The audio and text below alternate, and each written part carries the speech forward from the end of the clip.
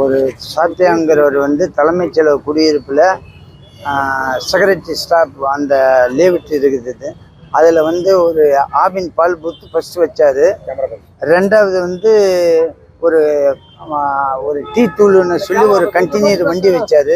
அந்த கண்டினியூர் வண்டி வச்சோடனே ஏன்ப்பா அங்கே எல்லாம் வச்சு இல்லாத புல்லாத பண்ணிக்கிட்டு இருக்கிற, தலைமைச் செலவு குடியிருப்பில் வந்து டெய்லி கம்ப்ளைண்ட் பண்ணுறாங்க அப்படின்னா என்கிட்ட புகார் விடுறாங்கன்னு சொன்னேன். அது அத்தை மீறி யார் வந்தாலும் சரி என்கிட்ட ஆதாரம் இருக்குது அது இதுன்னா பொய்யான குற்ற வழக்கு சொல்கிறாரு. நான் சரின்னு சொல்லி நான் இங்கே சேலையூர் காவல் நிலையத்தில் வந்து கம்ப்ளைண்ட் கொடுத்தேன். அதுக்கு அவங்க வந்து நிப்பாட்டிட்டு போனாங்க. திருப்பி என்ன பண்ணாங்க, கண்டினியூருக்கு பின்பறம் போரு போட்டார். போரு போடையில் மாநகராட்சி ஜோன் 5 சேர்மேன் இந்திரனுங்கிறவரை நான் பல முறை கூப்பிட்டேன். அவர் உடனேமும் மண்டலத்தில் இருந்து அதிகாரிகளை பிடிஓவையும் அவர் கூட இன்னும் ஒரு பையனும் வந்தாப்புல வந்து 12:30 மணிக்கு நீ அத்துமீறி அதில் எல்லாம் எதுவும் பண்ணாதையா, வந்து சேர்மேன்கிட்ட என்னென்னு பார்த்துட்டு அவர் கையெழுத்து இருக்கான பார்க்கணும் அப்படின்னு பண்ணால் சரி சார் நீங்கள் போங்க நான் பார்த்துக்கிறேன்னு சொன்னார்.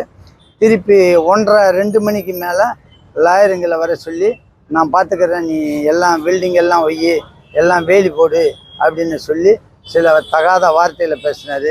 ஏன்பா பேசுகிறேன்னா, அப்போனா உனக்கு 5 லட்ச ரூபாய் கட்டிங் தரணுமா அது இதுன்னு அவராக பேசிட்டு என்னை வந்து தகாத வார்த்தையை பேசினோன்னா திருப்பி நான் அவர் பக்கத்தில் போனோன்னே என் கையை பிடிச்சி கடித்தோம்னா அந்த சுந்தர் சாருங்கிறவர் லேவுட்டு போட்டவர் செக்ரட்டரிக்கு சொந்தமானவர் வந்து பட்டா எல்லாம் காமிச்சாப்புல. இதெல்லாம் இங்கே காமிச்சிக்கிட்டு இருக்காத, நீ சேலையூர் காவல் நிலையத்தில் காமி, நான் அவங்க வந்து பார்வையிட்டுக்கிறோம், வேலை நடக்கும்னு சொல்லி சாத்தையா கூட இருந்த சில நபர்கள் 5 பேர் இருந்தாங்க. என் பகுதியில் இருந்தவங்களும் என்னை பிடிக்கலை.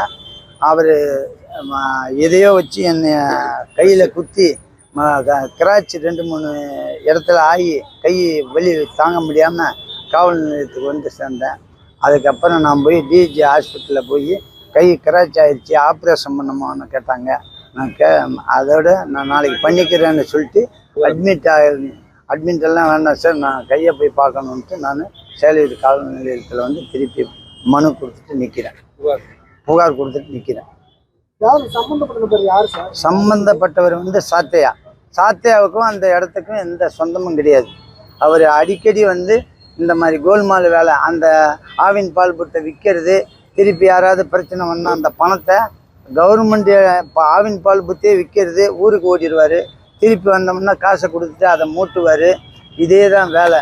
இந்த கண்டினியூர் வண்டியை வந்து 25 லட்சத்துக்கு ஒரு மீன்காரனுக்கு விற்றது. அவர் வந்து என்கிட்ட வந்து புகார் விட்டார்.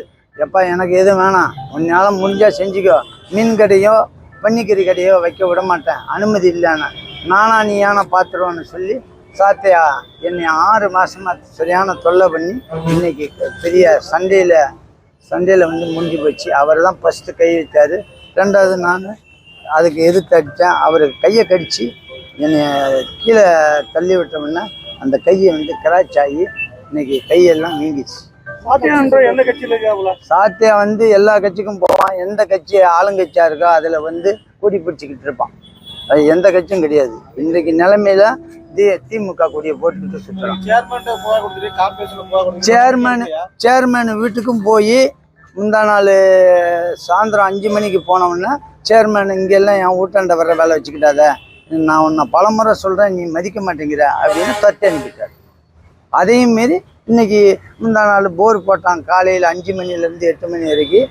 அதுக்கப்புறம் காவல் நிலையத்தில் 100க்கு ஃபோன் பண்ணி 3 முறை வந்து தடுத்தது, அதையும் மதிக்காமல் இன்றைக்கு வரைக்கும் அவன் வேலையை செஞ்சுக்கிட்டு தான் இருக்கிறான்.